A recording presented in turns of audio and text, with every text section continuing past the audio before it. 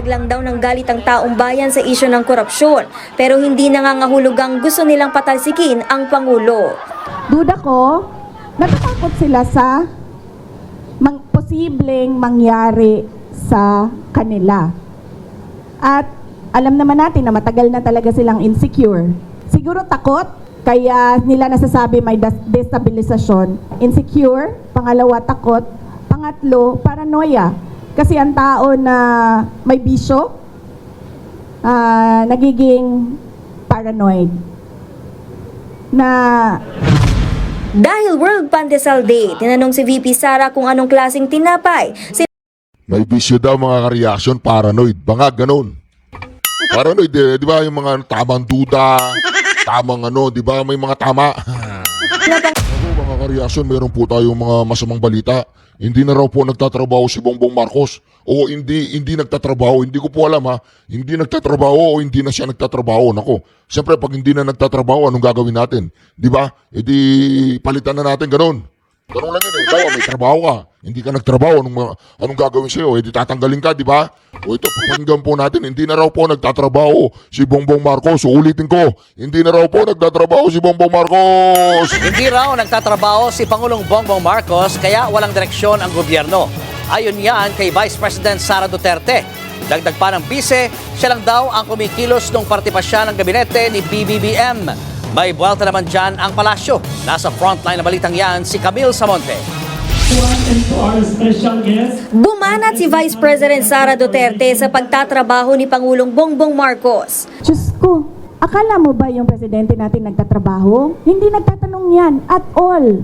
I swear to the flag. Kaya napansin niyo ba, walang direksyon yung governance at walang direksyon yung iba't ibang departamento. Bakit? He doesn't command, he doesn't ask. Akala niyo ba yung ginawa ko sa DepEd, galing yun kay Bibi? Hindi, akin yun. Lahat. Buwelta naman dyan ni Palace Press Officer Yuse Claire Castro. Hindi raw talaga malalaman ang direktiba ng Pangulo kung hindi siya marunong makinig at nagsasarili ng diskarte para sa sariling interes. Totoo naman daw ang sinabi ni VP Sara na ang mga ginawa nito sa DepEd ay hindi utos ng Pangulo, gaya ng Go Students na ang katiwalian ay nagkakahalaga ng 100 million pesos. Hindi rin daw utos ng Pangulo ang ginawa noon ni VP Sara sa DepEd na mag-deliver ng... Kaya naman mga ka-reaction itong si Claire Castro, mahal na mahal siya ng Pangulo kasi parehas yung level ng pag-iisip nila. Pareho po yung level. Nako mga ka-reaction. Hindi na raw po nagtatrabaho. Nako, ibang usapan po ito mga ka-reaction ha. Niya sa professional crisis noong bahagi pa siya ng gabinete ni PBBM. Dahilan kaya siya nagbitiw bilang kalihim ng DepEd. I don't deserve the attacks that were thrown at me by the administration. Kasi ako na nga lang siguro yung kaisa-isa dong nagde-deliver para sa cabinet ni BBM. Tapos gadun pa yung gagawin nila sa akin. O di, nung nawala ako, adi wala na. Wala na siyang accomplishment at all. Sagot ni Kat. Wala na siyang accomplishment at all. Nasa na si Eritz? Eritz, Boying, Eritz. Ano na tayo? Intro na tayo, Boying. Eritz. Wala ho tayong pakialam sa batas na yan. Sometimes, you have to bend the law to be able to please the people. Mas mataas po ang taong bayan sa batas. Am I right, Secretary Remulla? Yes, sir. Mr. Chairman. Thank you, Mr. Chair. Kay Erwin Tulfo. But sometimes you have to bend the law. Yes. But you're not breaking the law. Yes. Yun naman ang malinaw doon. You're not breaking the law. There's nothing wrong with bending the law kasi bending lang yan Parang ruler yan. Pwede mong within the bounds. And that within is the bounds. Yan, di ba? Within the bounds. Within the bounds of law. That's also the... Bilang po, basta ang ate po sigaw dito, ikulong! Mandarambong! Ikulong! Mandarambong! Bong! Abangan po sa aming pagbabalik! Marcos resign!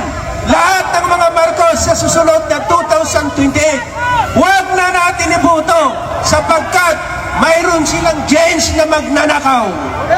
Magnanakaw ang mga Marcos.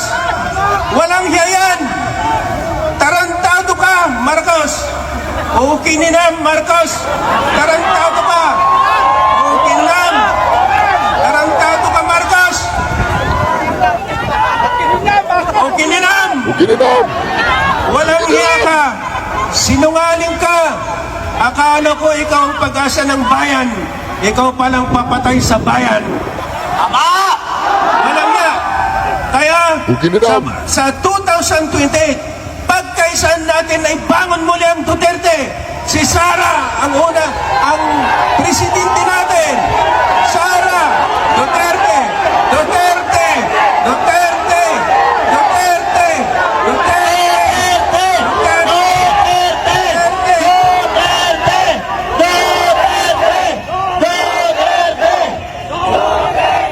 Nakakaloka yung matandang manunupa na may sumpa. Hoy, Dilima di Saba, tatawagin mong brat ang Vice President dahil hindi siya umattend? Masyado ka nagmamalinis eh. Hoy, matandang manunupang may sumpa, dahan-dahan ka sa pagsasabi ng brat. Meron mang brat dito, ikaw yun. Kasi mahilig ka sa brat. Sorry. Halika dito! Kinakausap pa kita! Ninakawan mo kami, kaya kami binabaha! Halika dito! Putang ina ka! Ninakawan mo kami, kaya kami nagwawala! Ako po'y nananalangin na sana'y patawarin ako sa maaari kong magawa. Galit sa aking damdamin, sa unang pagkakataon ay hahayaan ko kung mawala. Sawa na po kaming hamakin ng mga mapagbalat kayong may hangaring na masama. Nasa taas ay hihilahin at ibabaranas namin ang impyerno dito sa baba. Mga sakit, marapat lang ang napanagutin. Maliit o malaki ang nakaway nakapakin. Sibakin, sarap nilang sunugin paslangin. Kung pwede pakituna sa bangin. Totoo nga kapatid ng magnanakaw, sinungaling mas masahol pa sa hayop ang mga pag-uugali. Bato-bato sa langit ang tamaan na isasabit. Saluhin yung mga ganid ang naipon naming galit. Alright, Reaction TV page nagbabalik. Reaction. Napakaganda po naman pag-uusapan natin ng mga ka-reaction. Mantagin po ninyo si BP Sara nagpunta po doon sa headquarters ng INC. At mga ka-reaction, hindi raw nagtatrabaho si Bongbong Marcos magsimula pa noong 2022. Nako mga ka-reaction. Pero bago po yan, meron po tayong magagandang mga natuklasan sa internet. Ito po.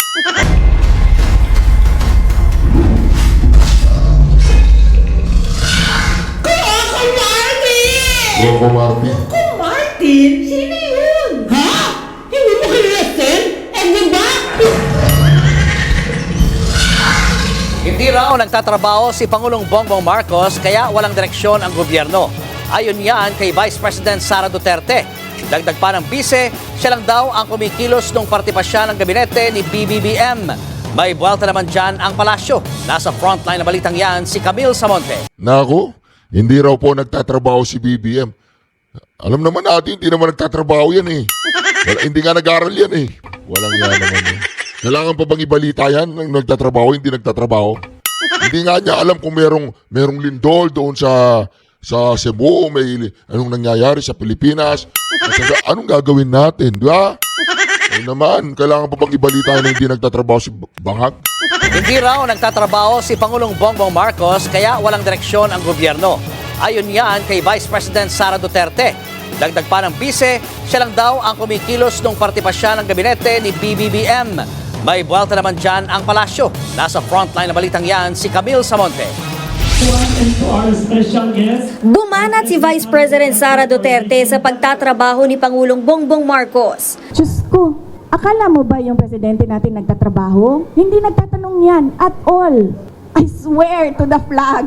Kaya napansin niyo ba, walang direksyon yung governance at walang direksyon yung iba't ibang departamento.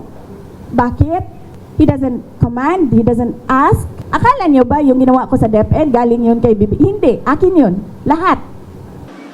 Vuelta naman dyan ni Palace Press Officer Yuse Claire Castro. Hindi raw talaga malalaman ang direktiba ng Pangulo kung hindi siya marunong makinig at nagsasarili ng diskarte para sa sariling interes. Totoo naman daw ang sinabi ni VP Sara na ang mga ginawa nito sa DepEd ay hindi utos ng Pangulo, gaya ng Go Students na ang katiwalian ay nagkakahalaga ng 100 million pesos. Hindi rin daw utos ng Pangulo ang ginawa noon ni VP Sara sa DepEd na mag-deliver ng bulok at may amag na pagkain sa feeding program ng mga estudyante na nagkakahalaga ng 5.69 billion pesos. Sa press con pa kanina ni VP Sara, ikinwento niya ang pagharap niya sa professional crisis noong bahagi pa siya ng gabinete ni PBBM. Dahilan kaya siya nagbitiw bilang kalihim ng DepEd. I don't deserve the attacks that were thrown at me by the administration. Kasi ako na nga lang siguro yung kaisa-isa dong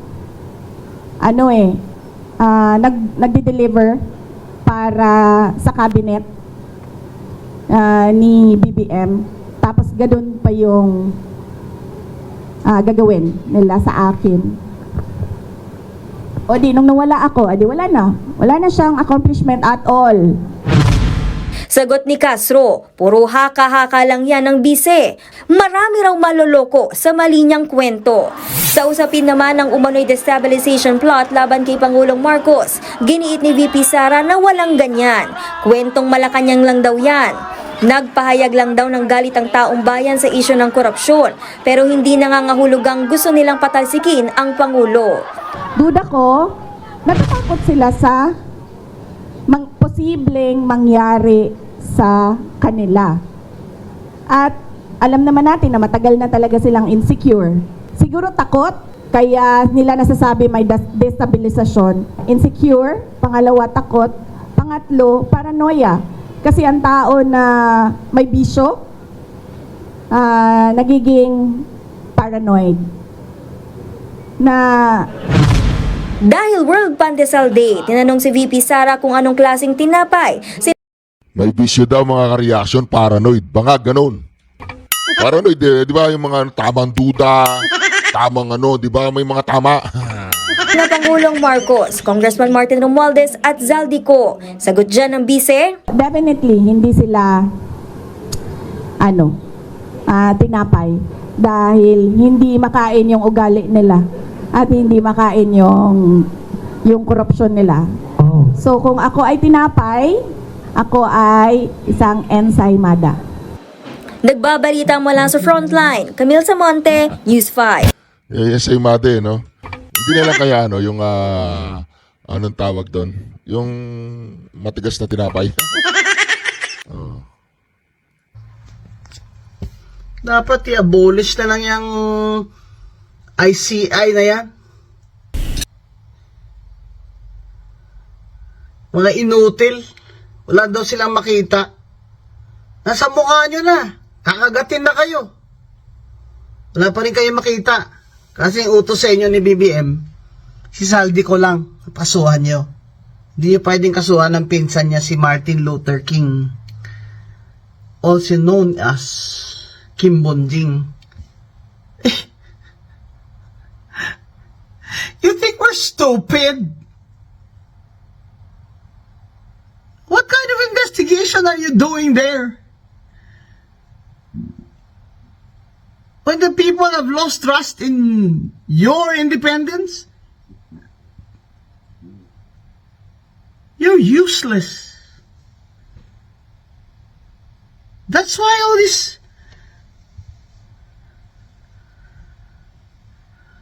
other, independent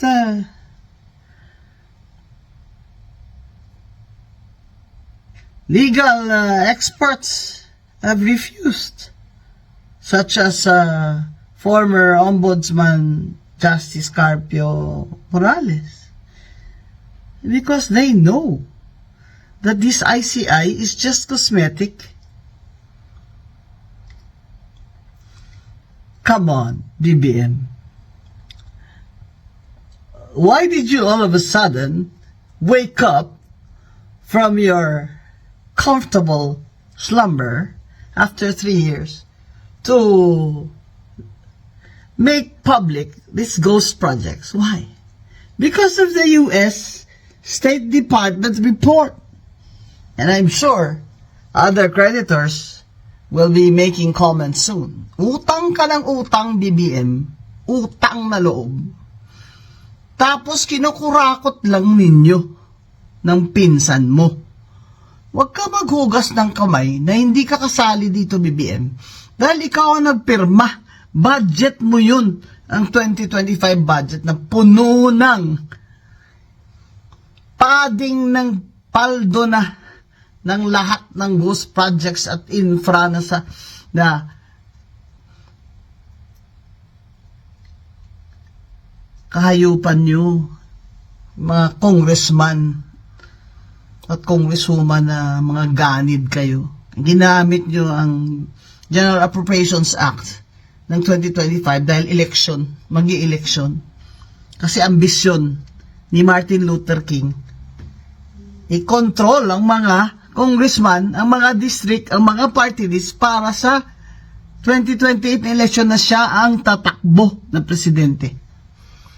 Kaya wag mo na kaming lokohin, BBM. I-abolish mo na yung ICI mo.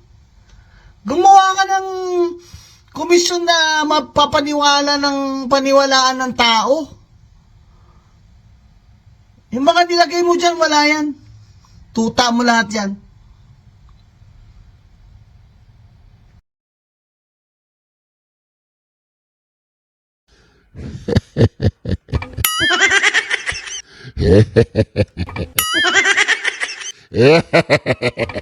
Hoy, BBM, mag-resign ka na.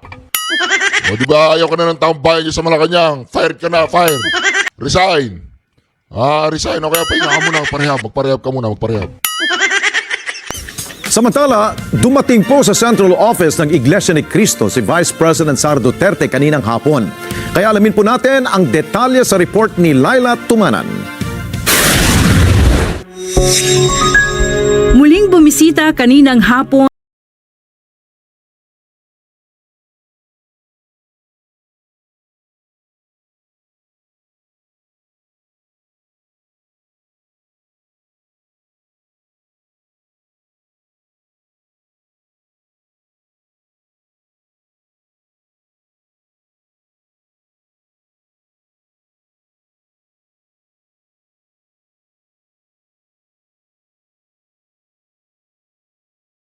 ito ng magkakasunod na mapaminsalang mga kalamidad sa bansa.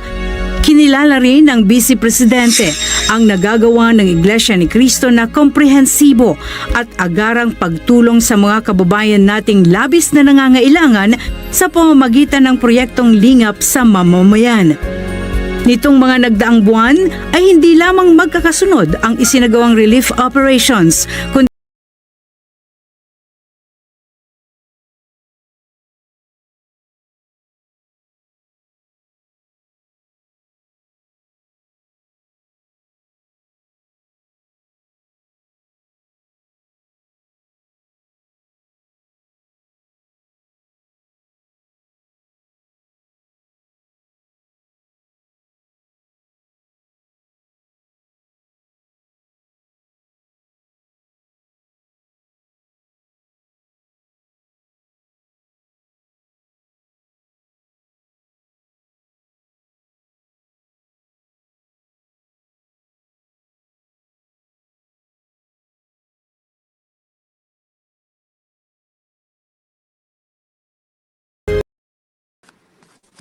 Hi, magandang umaga po sa inyong lahat ha. Well, 2 araw na po nakakalipas dun sa balita na na-disqualify itong si Karim Khan bilang prosecutor sa kaso ni Tatay Digong. Alam niyo po, no love lost between me and Karim Khan. Yan si Karim Khan po, nung unang pinag-uusapan kung ako'y papasok as defense counsel, maaga pa lang pinahiwatig na niya na mag-o-object daw siya. 2 basehan niya ang pag-object niya sa aking pagpasok bilang counsel. No? Una-una, naging member daw ako ng gabinete ni Tatay Digong doon sa panahon na sakop ng impormasyon laban kay Tatay Digong at baka matawag daw akong witness. At pangalawa, sabi ba naman, yung mga panahon na yun na wala pa akong kaso, no? Kasi ang tanim kaso ko naman, kailan lang, meron daw akong mga criminal cases sa sa Pilipinas. Sa mga panahon na yon, wala naman, no? Dahil meron lang akong congressional citation of contempt at kaya na lang nagkaroon ng criminal case. So yung tanim kaso nga kasi hindi nila makancel ang passport ko na walang kaso, no? Kaya kinakailangan taniman ako ng kaso, no? So talagang no love lost between me and Karim Khan, although alam nyo, kakilala ko yan. Kasi nga po, napakatagal ko na gumagalaw sa larangan ng karapatang pantao. Totoo naman, yang si Karim Khan ay talagang abogado ng mga biktima ng mga paglabag sa karapatang pantao at kaya naman siya na-designate as prosecutor, no? Now, unang-una pag-usapan natin, bakit ba siya na-DQ? Well, kasi lumalabas na noong 2018, yung simula pa lang na may mga testigo na nagsasabi na sila ay biktima ng drug war, ito pa lang si Karim Khan, dahil nga siya ay human rights lawyer, ay linapitan na ilang mga biktima. At siya ay gumawa ng mga statements sa mga biktima at ito ay pinorward sa Office of the Prosecutor para nga magsimula yung tinatawag na preliminary examination kung saan titignan mismo ng prosecutor kung meron bang sapat na dahilan para mag-proceed sa preliminary investigation. Now, inaamin niya ni Karim Khan.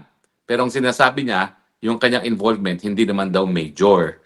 Medyo paggagawa lang ng statement, pag-i-interview ng witness, at ilang testigo lang yon kung hindi ako nagkakamali. No? Mabibilang ata sa daliri ng isang kamay. No?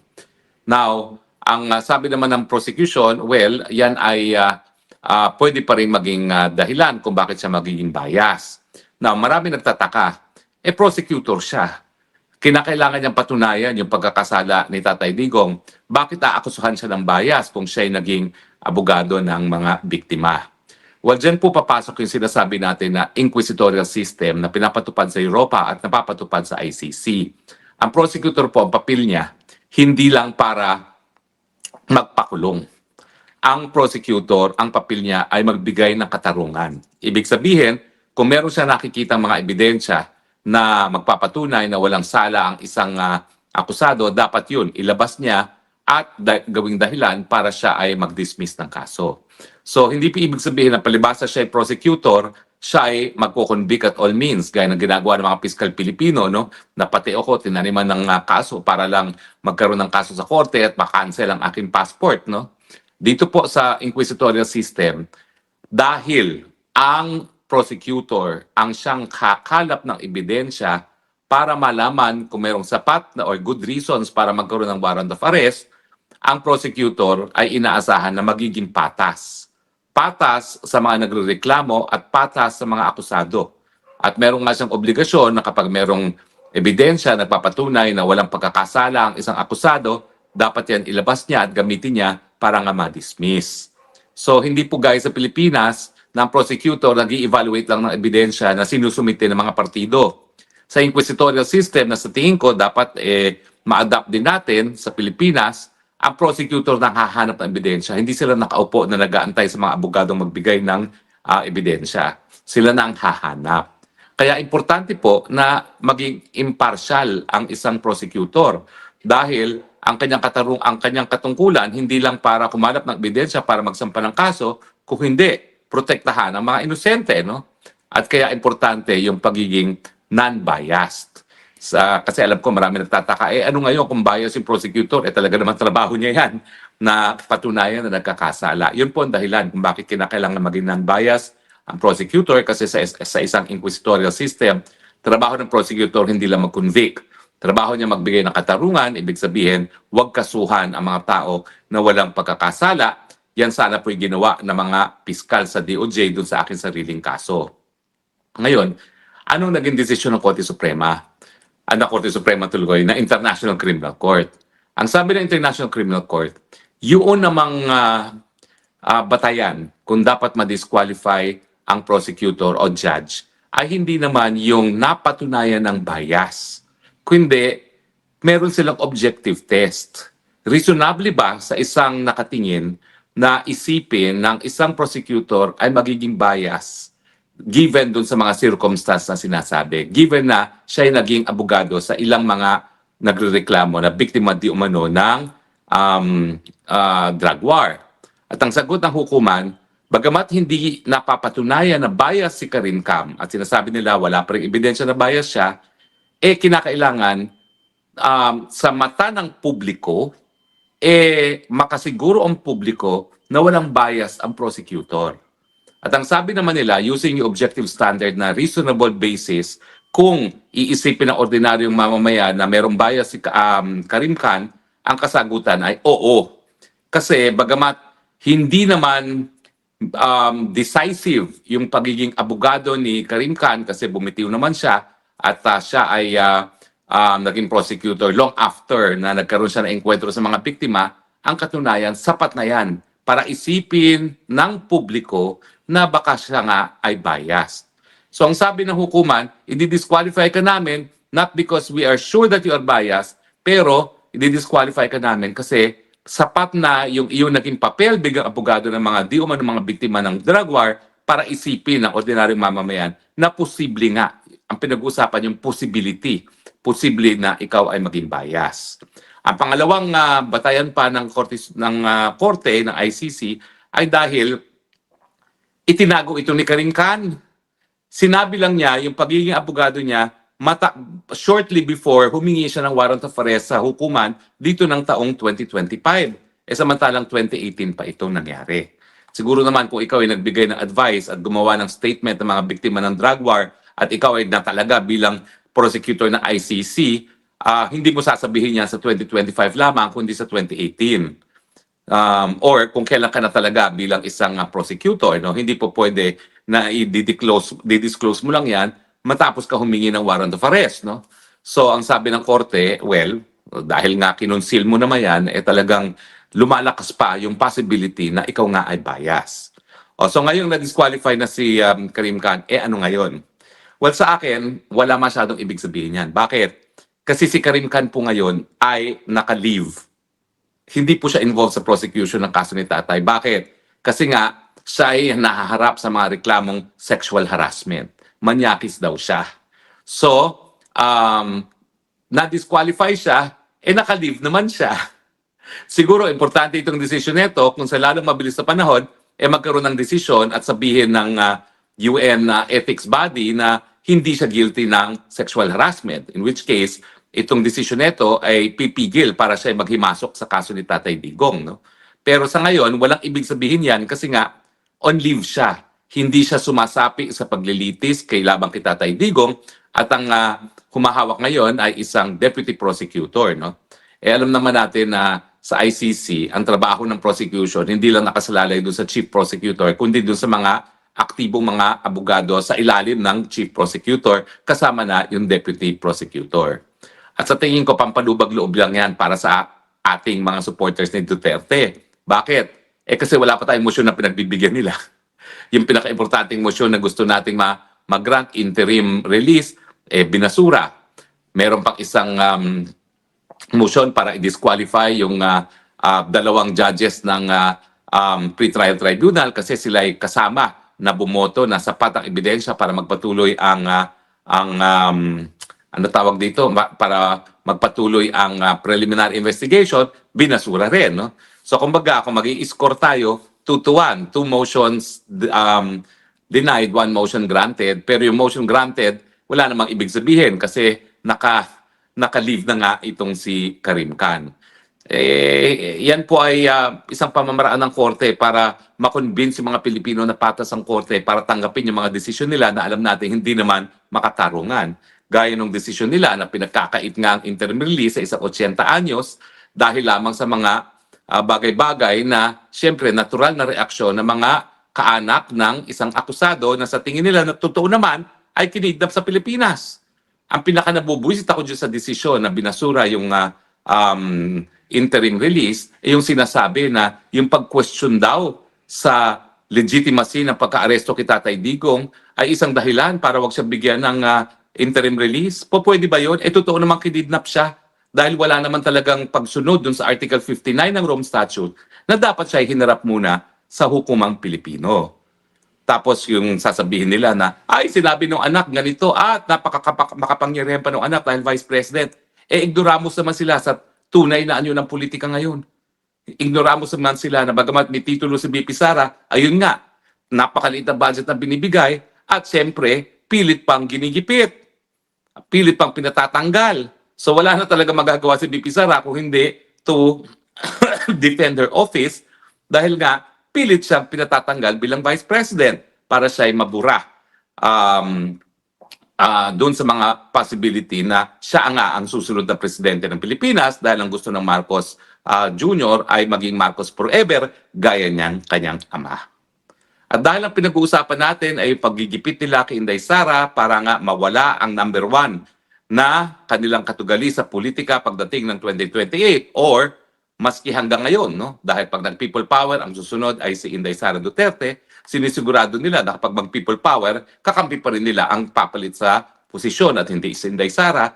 Pag-usapan natin ngayon itong Pulse Asia Survey na nagpapakita na pinakamataas pa rin, napakataas pa rin di hamak ang approval at trust rating ng mga Pilipino kay Inday Sara Duterte. Alam niyo po, ito'y Pulse Asia. Ako naman po, kanya-kanya yan, okay? Pero ako, pinaniniwalaan ko po ang Pulse Asia dahil kakilala ko po talaga yung mga nasa likod ng Pulse Asia, mga taga-UP po yan, at saka yung mga findings ng Pulse Asia, lalong-lalo na dun sa mga prediction kung sino ang mananalo, siya po ang pinaka-consistent. So, ibig sabihin po, ang likelihood na yung mga surveyors niya on the ground ay nalalagyan ay maliit po kasi accurate naman ang mga nagiging findings ng Pulse Asia. Sa lahat po ng survey company, ako po, pag ako nagpapasurvey, Pulse Asia ang ginagamit ko kasi ayaw ko naman bulahin lang ang sarili ko, no? Gusto ko kung ano yung katotohanan. Ano ba muna yung findings ng Pulse Asia? Well, pinakamataas pa rin po ang trust, approval muna at saka trust rating ni Inday Sara. I-compare natin. Marcos Jr., approval, 33. Inday Sara Duterte, 55. Marcos Jr., disapproval, 44. Sara Duterte, 22. Ibig sabihin, ang approval rating ni Marcos ay negative. Negative. 33 lang ang approval, 44 ang against. Ibig sabihin, negative 10. Samantalang si Sara, ang kanyang approval ay 55 less 22, that's positive 33. So, it's still very good for Sara and negative for Marcos Jr. Now, pagdating naman po sa approval rating, ito, big trust pala, big trust, okay? Sa trust rating, ang Marcos Jr., big trust 34. Ang Inday Sara Duterte, 56. Ang no trust kay Marcos, 45. Ano ibig sabihin yan? That is a negative 11. Samantalang si Inday Sara Duterte is 21 or positive 35. So makikita nyo na ang layo naman, no? Yung kanilang approval, negative 10 si Marcos, positive 30 plus si Inday Sara, at ganun din sa trust rating, negative 11 si Marcos at positive plus 30 naman si Inday Sara Duterte. Na ano ibig sabihin yan? Well, obvious naman na sa mata ng mga Pilipino, mas approve sila sa gawain ni Inday Sara kesa sa gawain ni Marcos Jr.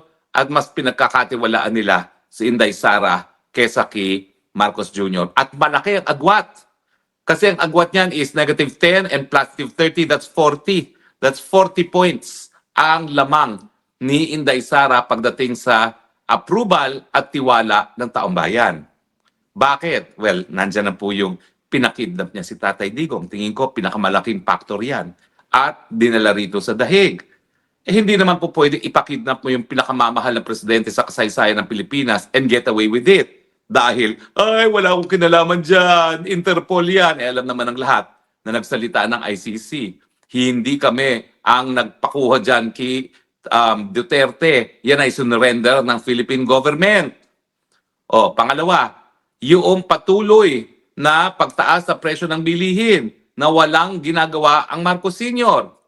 Natural, ang kinakailangan gumawa ng solusyon dyan, yung presidente, hindi naman yung vice president, di ba? Ang vice president talaga, kung walang cabinet portfolio, ang trabaho lang niya ay to be a spare tire. Pero ito naman si Inday Sara, hindi naman siya spare tire.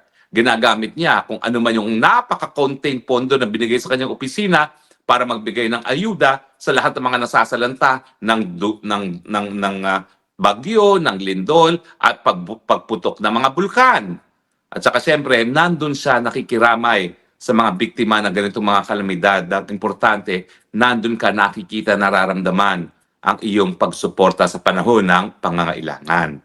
Ano pa? Siyempre, si Marcos Jr., kinakaladkad tayo sa kuko ng digmaan na wala naman tayong interes. Samantalang sa Inday Sara, ang kanyang sinasabi, bakit tayo magpapakaladkad sa isang giyera na wala naman tayong kinalaman, lalong-lalo na kung wala naman tayong pang-nasyonal na interes para makipaglaban dyan. So kinakailangan itaguyod yung independent foreign policy. At siyempre, nandyan yung katotohanan na talagang napakahina ng ekonomiya, hindi sapat ang trabaho, at napakaliit na mga sweldo para magkaroon ng komportableng buhay ang mga Pilipino. At sinong sisisihin dyan? Siyempre, hindi naman ang Vice President, kundi ang Presidente. By and large, hindi pinagkakatiwalaan, hindi ina-approve ng tao si Marcos Jr. dahil unang-una, alam natin na hanggang ngayon ayaw niyang pasinungalingan na siya ay bangag. Paano naman tayo magtitiwala sa isang tao na ayaw sumailalim sa proseso na mapapasinungalingan yung paratang na siya ay bangag? Kayo ba magtitiwala sa taong ganyan? Siyempre hindi. Pangalawa, paano naman tayo magtitiwala sa tao na alam natin na hindi na siya ang may hawak na kapangyarihan kung hindi ang kanyang pinsan na si Romualdez at ang kanyang may bahay na Liza Araneta Marcos? Samantala, siya ang hinalan na presidente, palibhasa, may bisyo, iba ang nagpapatakbo ng gobyerno at ang gobyerno ay palpak. At siyempre, huwag nating kakalimutan trilyones ang nawala sa ating bayan sa panahon ni Marcos Jr. na 3 taon pa lamang sa korupsyon na nagmula sa mga ghost projects at maanumalyang projects na related sa flood control. Yan talaga siguro ngayon ang pinakamalaking dahilan kung bakit palpak ang trust at approval rating ni Marcos Jr. Dahil sa 3 taon na siya naging presidente, diyan talaga napakalaking paglapa sa pondo ng taong bayan, lalong-lalong na yung pondo na nakalaan sana para maibsan ang problema ng pagkakabaha. On the contrary, ang dami-daming malalakas na mga bagyo ngayon. At ang nangyayari, lumulutang sa tubig baha ang mga kababayan, samantalang nagpapasasa sa posisyon si Marcos at ang kanyang mga cronies. Kaya naintindihan natin na talagang 40-point difference ang trust at approval rating ni Marcos at ni Sara. Kasi simple put, palpak ang Marcos Jr. Kaya naman, dadaling ko na naman kayo sa katotohanan. Hanggang kailan tayo mamumuhay sa isang palpak na presidente na alam natin na hindi lang nagbibigay solusyon sa problema, kundi kumakaladkad sa Pilipinas papunta sa putik. Mag-aantay pa ba kayo ng 3 taon? Samantalang kayo naman, bilang mamamayang Pilipino, ang tunay na soberenya na po pwede magsisante na isang palpak na presidente? Mag-aantay pa ba kayo ng 3 taon knowing na dahil nga siya ay hindi pinasisinungalingan ang paratang na siya ay bangag, wala talaga magagawang mabuti sa bayan yan kung hindi kausapin ang kanyang ama na diktador na matagal nang namatay. Bakit hindi pa natin hayaan na sige, forever na kayo mag-group discussion ng tatay mong patay? Huwag ka na maging presidente dahil yung pagkakausap sa mga taong patay, yan ay hallucination na isang side effect ng chronic cocaine addiction. Yan po isang ayon sa Mayo Clinic webpage. So, ang realidad, tama ang survey ng Pulse Asia. Napakalaki ng agwat pagdating sa pagkatiwala ng taong bayan kay Marcos Jr. at kay BP Sara at sa approval rating ni Marcos Jr. at ni Inday Sara dahil super palpak ang Marcos Jr. At ang pag-asa ng bayan nakasalalay kay Inday Sara. Gano'n naman pala po.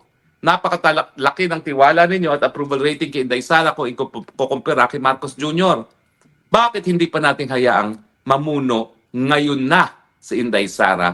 Bakit hindi pa natin sisantihin ang presidente na napatunayan ng palpak? Yan naman po ay aking katanungan sa inyong lahat at tanging sambayan ng Pilipino lang ang makasasagot hanggang kailan tayo mamumuhay sa ganito na palpak ang ating administrasyon. Kung happy kayo sa ngayon, Wag po natin alisin si Marcos Jr. Pero, kung titignan na natin yung isang survey na naman, na nababahala ang tao sa korupsyon at 97% ang lahat ng Pilipino ay nababahala sa korupsyon, bakit pa tayo mag-antay?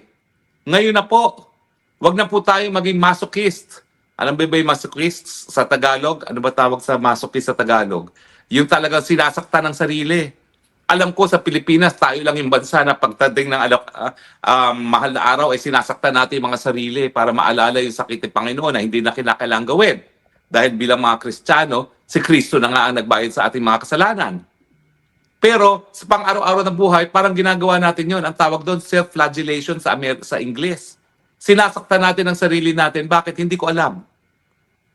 Pero itigil na po natin itong self-flagellation, yung pagsasakit sa ating mga sarili. May kapangyarihan po tayo magsisante ng palpak na presidente. Huwag na po kayo magbigay ng negative trust and approval rating sa kanya. Tanggalin na po sa pwesto. Kapangyarihan po natin yan, basta gawin lamang sa mga mapapayapang mga pamamaraan. Di ba po? Otherwise, paulit-ulit yung survey na yan, hindi rin po magbabago ang lagay natin dito sa Pilipinas. Tama na po. Sobra na po.